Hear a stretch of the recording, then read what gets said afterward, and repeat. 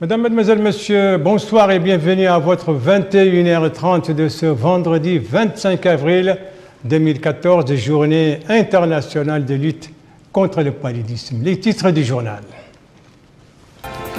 L'économie avec la deuxième session de l'Assemblée générale des instituts d'analyse de politique économique en Afrique, qui se développe aujourd'hui à Nouakchott, participant une vingtaine de pays. La santé, la journée mondiale de lutte contre le paludisme, journée célébrée aujourd'hui sous le thème Investir dans l'avenir, vaincre le paludisme. La diplomatie avec le bras de fer diplomatique et même militaire entre occidentaux et russes, vous l'avez compris après l'Ukraine, de nouvelles menaces américaines de sanctions contre Moscou. Mais avant de développer tous ces titres, d'abord ce message de félicitations adressé par le président de la République, M. Mohamed Ould Abdelaziz, à son homologue tanzanien, et ceci à l'occasion de la célébration de la fête nationale de son pays. Dans ce message, M. Mohamed Ould Abdelaziz assure M. Jakayata Mrisho Kitwe de sa ferme détermination à œuvrer pour le renforcement des excellentes relations de coopération unissant les deux pays dans l'intérêt commun de deux peuples frères. Dans le domaine de l'actualité parlementaire, a signalé cette réunion au niveau de l'Assemblée nationale, une réunion de la Commission des finances. C'était hier soir. L'objectif de cette réunion, c'est de discuter d'un projet de loi autorisant la ratification d'un accord de coopération économique et technique entre la Mauritanie et la Chine. Et cette réunion de cette commission, le gouvernement a été représenté par M. Sidi Oulita, ministre des Affaires économiques et du développement. M. Sidi Oulita, d'ailleurs, qui sur un autre plan a présidé aujourd'hui l'ouverture des travaux de la deuxième Assemblée générale des instituts d'analyse des politiques économiques en Afrique. Une réunion donc qui voit la participation d'une vingtaine de pays africains, coup d'envoi donné par les ministres des Affaires économiques et du développement, je le disais tout à l'heure, et c'est un compte rendu de Bokar Bayraba. Véritable fournisseur de solutions relatives aux biens communs, les centres d'analyse de politique économique inspirent et influencent. Et ils sont au cœur des politiques de renforcement des capacités en Afrique. L'objectif de cette rencontre est de discuter pendant 3 jours des questions pratiques de politique économique concernant l'agenda de développement et le paysage du renforcement des capacités en Afrique. L'occasion pour le ministre des Affaires économiques et du développement de souligner l'intérêt qu'accorde la Mauritanie à ce domaine. Comme vous le savez, le président de la République, M. Mohamed Ould Abdelaziz, président en exercice de l'Union africaine, attache une importance toute particulière au renforcement des capacités, non seulement en Mauritanie, mais aussi à l'échelle du continent africain, dans sa globalité. C'est pour cette raison que lors de son premier discours, en tant que président de l'Union africaine, il s'est engagé à promouvoir le développement des capacités à l'échelle du continent pour que notre continent puisse tirer davantage profit des progrès économiques qu'il connaît actuellement. Les gouvernements africains attendent de vous, responsables des think tanks, des propositions concrètes sur votre vision et votre rôle dans le renforcement des capacités dans un continent en mutation et où les besoins dans ce domaine sont immenses. Pour sa part, le représentant de la Fondation pour le renforcement des capacités en Afrique, il a salué l'importance de la tenue de cette session quant à son rôle prépondérant au niveau des centres d'analyse de politique. La Fondation ne doit pas se tromper de priorité. Et notre comité doit se donner les moyens opérationnels d'être le prolongement logique et cohérent de la Fondation. Pour bien réussir notre mission, nous devons prêter attention à 5 principes de travail qui sont les suivants. Premièrement, la réactivité face aux sollicitations. Deuxièmement, la pertinence dans les choix. Troisièmement, l'efficacité des interventions.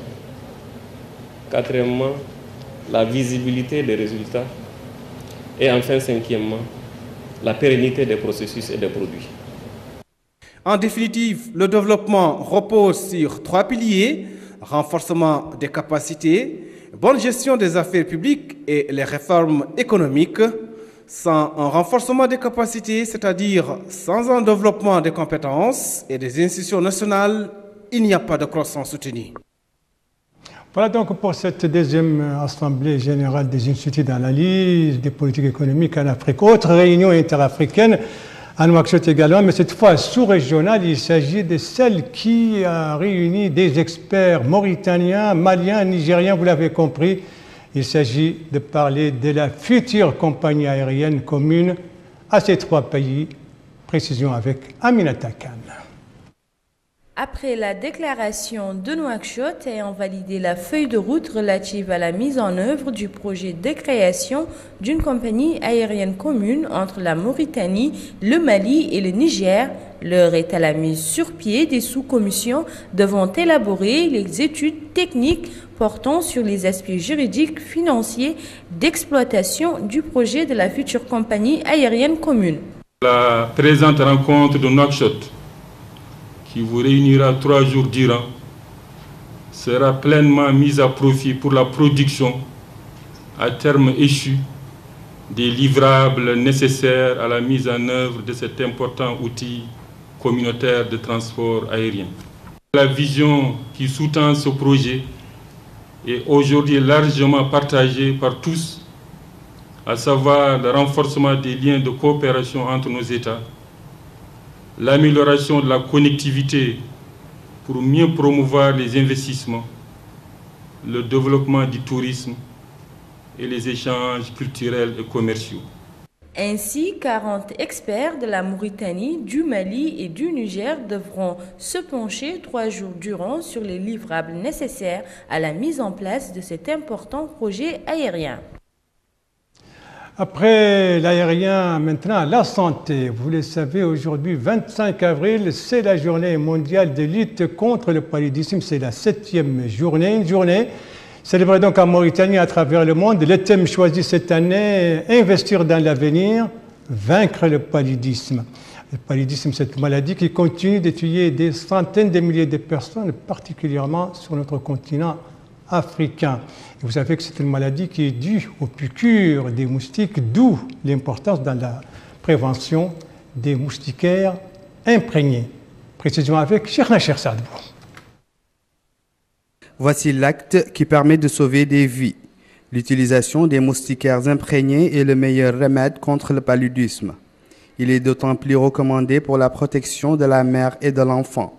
C'est pourquoi, à l'occasion de la Journée mondiale de lutte contre le paludisme, les responsables du ministère de la Santé, de l'OMS, de l'UNICEF et de la société civile ont procédé à la distribution de moustiquaires imprégnés aux populations cibles de Dar Naïm. Cette journée, placée sous le thème « Investir dans l'avenir, vaincre le paludisme », a été l'occasion pour le chargé de mission du ministère de la Santé de mettre en relief les efforts du gouvernement en vue d'éradiquer ce fléau. Le coordinateur du programme a quant à lui défini la stratégie de lutte mise en place par son institution. Le représentant de l'OMS s'est félicité quant à lui du déroulement de l'intensification de la lutte contre le paludisme en Mauritanie. En Mauritanie, comme vous le savez, nous enregistrons en moyenne 200 000 cas présomptifs par année, soit 6,6% de prévalence. Le gouvernement mauritanien s'est engagé à travers cette feuille de route d'accélération des OMD à intensifier la lutte contre le paludisme, déjà placée en bonne place dans les dispositifs institutionnels, cadre stratégique de lutte contre la pauvreté, plan national de développement sanitaire. La priorité du moment doit être la consolidation des acquis, l'intensification des interventions pour un passage sécurisé à l'élimination à court terme. Cette vision est motivée, entre autres, par l'engagement politique au plus haut niveau, la position géographique de la Mauritanie, avec l'océan à l'ouest, 2 pays frontaliers au nord ayant éliminé le paludisme, Maroc et Algérie, mais également la zone saharienne à transmission saisonnière très faible, qui constitue une porte d'entrée très indiquée pour l'élimination dans les pays et même dans les autres pays limitrophes. Au terme de cette journée, l'assistance a suivi un exposé portant sur la situation du paludisme en Mauritanie. On va parler maintenant des télécommunications et de leur développement. Les télécommunications et la coopération Sud-Sud. Vous savez que l'autorité de régulation a engagé un programme dans ce sens, un programme de coopération Sud-Sud entre la Mauritanie, la Tunisie et la Turquie. C'est en tout cas dans ce cadre que se suit la rencontre qui vient de se dérouler ici à Nouakchott. Précision avec Mohamed Abdellayab. Le secteur des télécommunications a connu un essor notable pendant les 2 dernières décennies. Afin que la Mauritanie puisse s'adapter continuellement aux évolutions techniques, technologiques et réglementaires, l'autorité de régulation a décidé d'engager un partenariat avec les instances similaires en Tunisie et Turquie. Les représentants des 3 autorités de régulation se sont rencontrés à Nouakchott les 23 et les 24 du mois courant, dans le cadre du programme d'échange des expériences Sud-Sud, soutenu par la Banque mondiale. Les travaux de cette rencontre ont été sanctionnés par la signature de des mémorandums d'accord entre l'autorité de régulation mauritanienne et l'instance nationale des télécommunications tunisienne d'un côté, et l'autorité de régulation mauritanienne et l'autorité de l'information, de la technologie et de la communication turque d'un autre côté. Nous avons pu, à l'issue de ces 2 journées, rassembler un nombre considérable ou une quantité considérable d'informations concernant les bonnes pratiques dans les 4 thématiques abordées. La signature de ces 2 mémorandums d'accord permettront une coopération plus poussée entre notre institution et ces 2 institutions sœurs.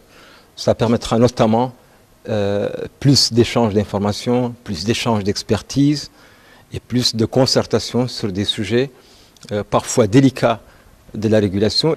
La Banque mondiale œuvre pour que le programme d'échange des expériences Sud-Sud contribue au renforcement des capacités mauritaniennes dans le domaine des télécommunications.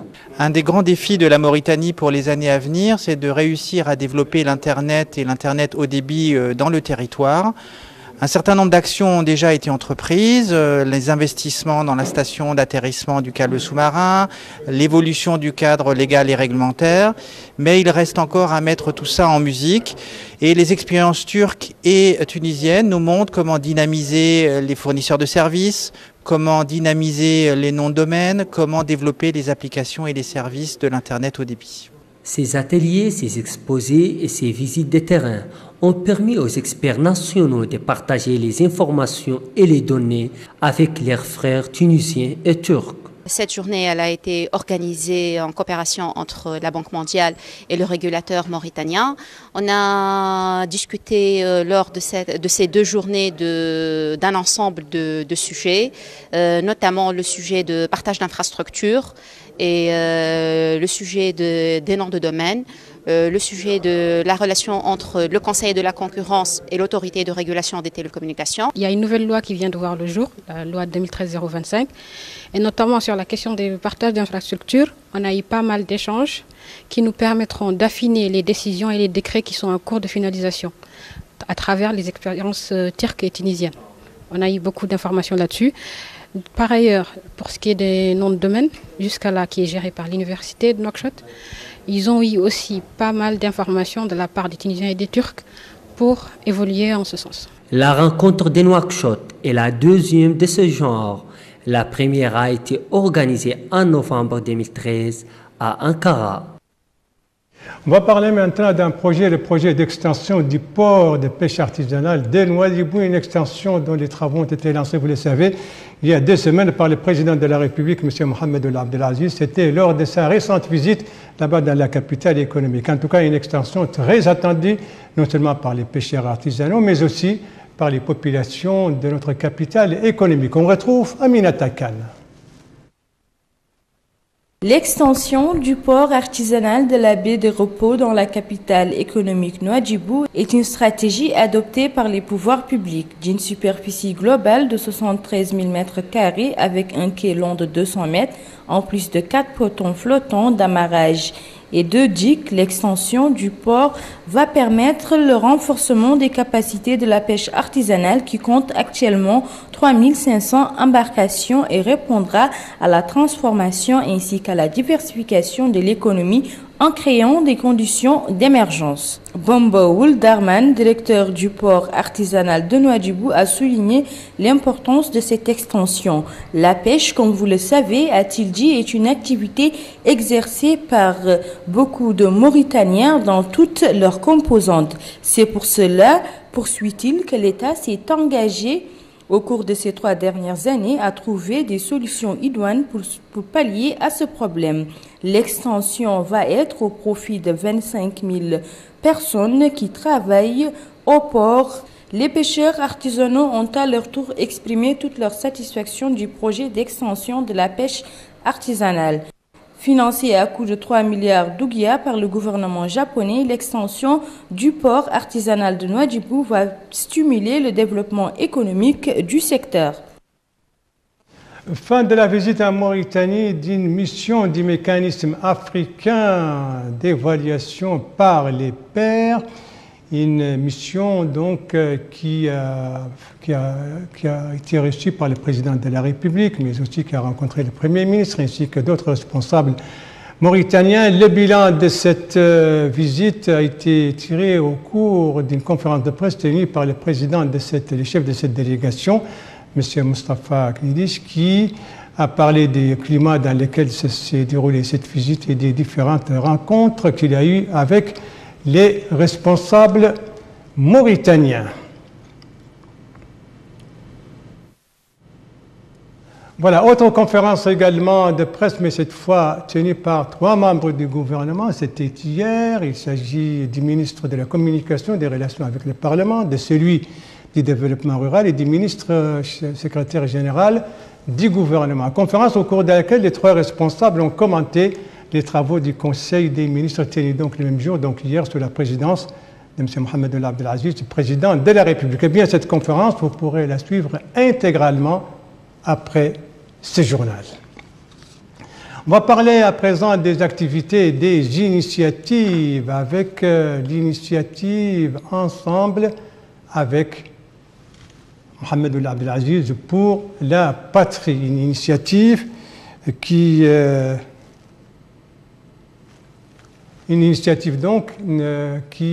tenu hier un rassemblement politique à Nouadhibou, la capitale économique. L'occasion pour son président de dire que ce rassemblement est tenu pour soutenir la candidature de M. Mohamed Ould Abdel Aziz à un second mandat présidentiel. Il a en même temps salué, tout comme les autres intervenants, les différentes et nombreuses réalisations dans les différents domaines de l'activité de la vie politique, économique, sociale et culturelle du pays et donc en ces dernières années. On va parler maintenant d'autre chose que j'aurais dû passer en premier, c'est la marche. La marche, vous savez, ce sport qui est devenu très aimé par les Mauritaniennes et les Mauritaniens, santé oblige. Vous le constatez si vous allez au stade olympique, même aussi si vous allez le long de certains axes principaux de Nouakchott. Notre marcheur pour l'occasion ce soir, c'est Cheikhna Cheikh Saadbou. La pratique de la marche devient de plus en plus populaire en Nouakchott. Chaque espace, sportif ou non, est utilisé comme circuit permettant aux populations de s'adonner à cette pratique dont les retombées sont bénéfiques pour le corps humain et son état de santé. Cette dame nous confie avoir choisi l'avenue près de l'aéroport pour sa sécurité.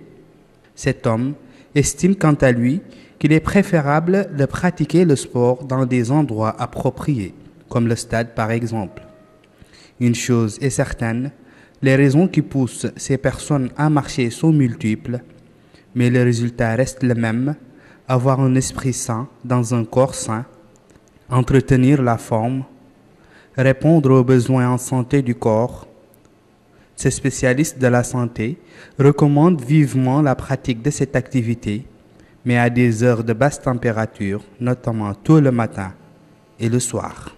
En effet, pour réduire le surpoids, le taux de sucre ou de sel, ou également pour mieux maîtriser le taux de cholestérol.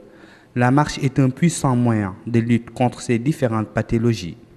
Même si certains la pratiquent pour se distraire, la marche reste l'un des meilleurs sports recommandés par les médecins pour ses vertus thérapeutiques.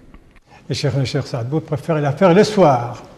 Merci de suivre la télévision de Mauritanie. La suite du journal avec cette réaction du président américain Barack Obama où l'accord est intervenu entre Hamas et l'OLP. Cet accord n'était pas forcément nécessaire, a-t-il dit, tout en souhaitant un désengagement des États-Unis des négociations de paix israélo-palestiniennes. Pour le moment, il l'a dit aujourd'hui à son arrivée donc à Séoul, la capitale sud-coréenne, seconde étape de sa tournée asiatique. Autre crise qui préoccupe également en ce moment le président américain, même s'il est à Séoul, eh bien la crise ukrainienne, cette crise au relent de guerre froide et qui donc creuse davantage les fossés entre occidentaux et russes, les occidentaux qui menacent Moscou, et qui fait la sourde oreille. On retrouve El-Hajj Abdallah Din. Depuis quelques jours, l'armée de l'Ukraine tente d'assiéger les insurgés pro-russes, des insurgés qui occupent les bâtiments gouvernementaux à l'est de l'Ukraine. Dans le même contexte, Kiev a accusé Moscou de vouloir lancer une troisième guerre mondiale en soutenant les séparatistes. Par contre, Washington, qui déploie 600 soldats en Pologne et dans les pays baltes, accuse une nouvelle fois Moscou de vouloir saper l'élection présidentielle du 25 mai et de ne rien faire pour mettre en œuvre l'accord de Genève qui semble aujourd'hui lettre morte. En visite à Séoul, Barack Obama a annoncé que les États-Unis devraient consulter vendredi les principaux dirigeants européens sur d'éventuelles nouvelles sanctions contre la Russie.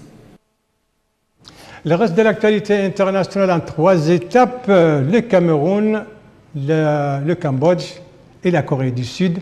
3 étapes avec Amina Abdelaziz. Après le Japon, dont il est reparti sans l'ouverture espérée sur le marché nippon, Barack Obama est arrivé au Corée du Sud au moment où la Corée du Nord se trouve en plein préparatif d'un 4e essai nucléaire. Le chef de la Maison-Blanche, qui s'est d'abord rendu au mémorial des soldats américains tombés lors de la guerre de Corée, n'est pas resté silencieux. Les menaces n'apporteront rien à la Corée, a-t-il dit, en conférence avec son homologue sud-coréenne. Depuis Tokyo, déjà, il avait appelé Pékin à dissuader Pyongyang de poursuivre son programme nucléaire. Au cri de libérer les 23, des centaines de Cambodgiens ont protesté ce vendredi contre l'ouverture du procès des militants et ouvriers arrêtés lors du mouvement de guerre dans le textile en janvier dernier. La police avait ouvert le feu sur les grévistes qui réclamaient le doublement de leur salaire, faisant 4 morts et les personnes arrêtées risquent 5 ans de prison. Les manifestants se sont confrontés aux forces de l'ordre qui ont à nouveau procédé à quelques arrestations. Et enfin, pour clore ces brèves, et pas comme chez nous, au Cameroun, sur les trottoirs de Douala, des tonnes de déchets plastiques qui font partie du quotidien des Camerounais depuis longtemps. Ce triste décor devrait disparaître car depuis aujourd'hui, la production, la commercialisation et l'utilisation des sacs plastiques non biodégradables sont formellement interdits. Cela fait 2 ans que les autorités camerounaises préparent les populations à ce changement. Il faut dire que les sacs plastiques ne sont pas sans conséquences sur l'environnement. Ils seraient notamment la cause de l'infertilité des sols, l'eau ne circulant pas bloquée par le plastique. Voilà, c'est ainsi que s'achève ce journal. Merci à vous, madame, mademoiselle, monsieur, de l'avoir suivi. Merci bien entendu aux équipes rédactionnelles et techniques qui ont participé à sa conception. Je vous en rappelle les principales informations.